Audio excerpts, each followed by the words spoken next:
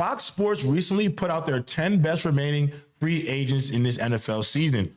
On this list, it features Aaron Rodgers, Russell Wilson, Cooper Kupp, Mehki Becton, Stephon Diggs, J.K. Dobbins, Dante Fowler, Cam Robinson, Trevin Jenkins, and Amari Cooper rounds out the list at 10.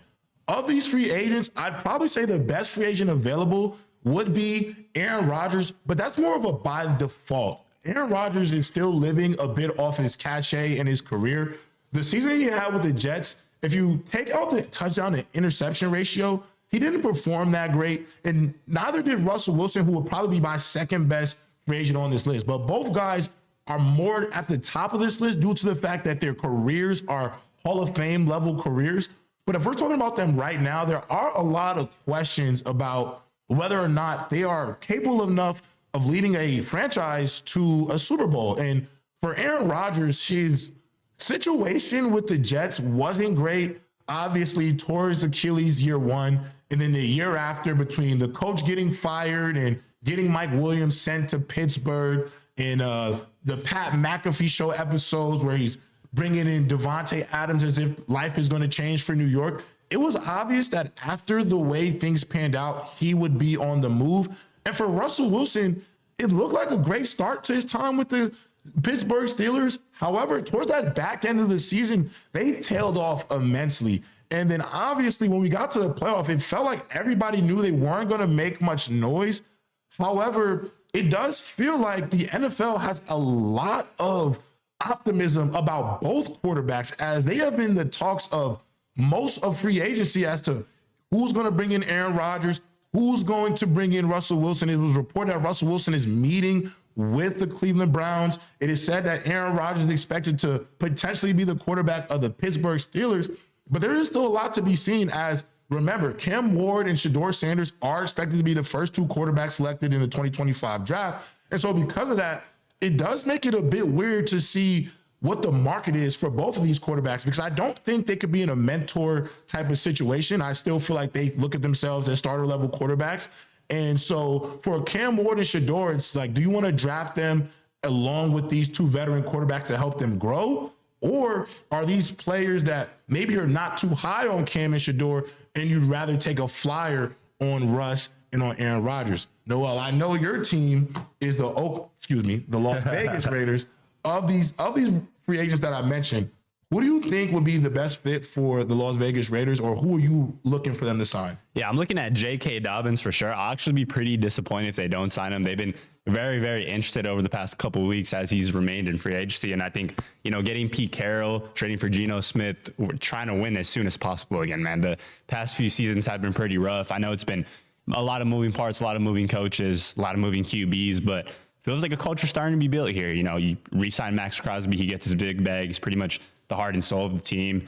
Hire Carroll, and I just feel like Dobbins would be a great fit. Get him in at running back, get another option in, kind of boost the offense up, get some different looks. Staley Smith isn't working too hard off the bat, and like I said, I'll be pretty disappointed if I see him sign with another team. It's funny that you say that, because I would love J.K. Dobbins on the Raiders. I think people forgot how good J.K. Dobbins was to start the year. I think when you look at the Chargers offensive line last year, they have great tackles, two elite tackles, by the way.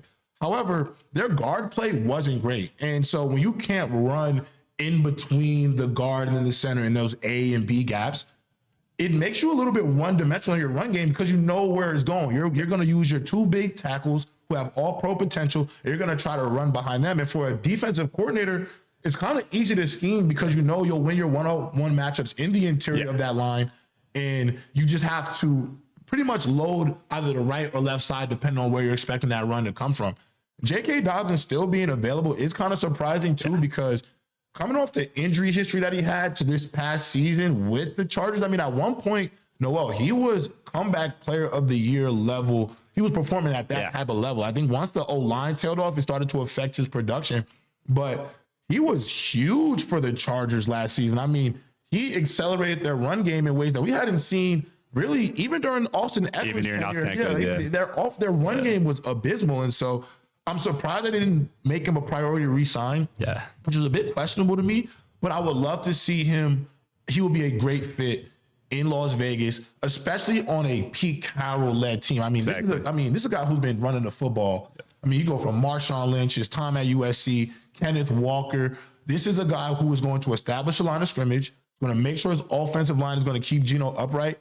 And to be honest, I think your Raiders, Noel, the sneakiest move they did of any free agent move, despite Geno, was going to get Pete Carroll. I think Pete Carroll's a great football coach. I think he's one of the best in the business, doesn't get enough credit for his ability to win. And so I love that move for the Raiders.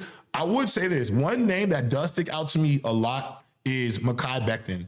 He was a former New York Jet. He just won a Super Bowl with the Philadelphia Eagles, where when he came out of college, he was protecting Lamar Jackson as a member of the Louisville Cardinal.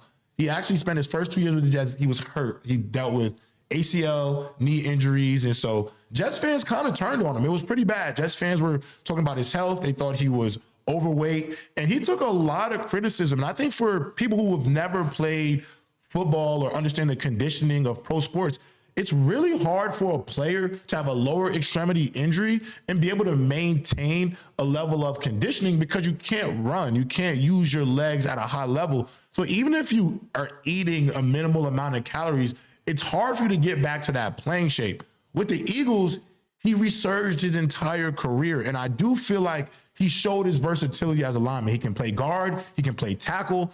And so for a team like the New York Jets, who is trying to bolster their offensive line behind their new young quarterback, Justin Fields, I think Mehki Becton would be a phenomenal fit to go back to the New York Jets.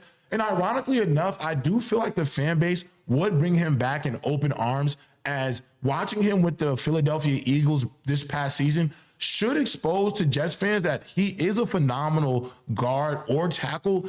And there was a reason why he was drafted in the first round.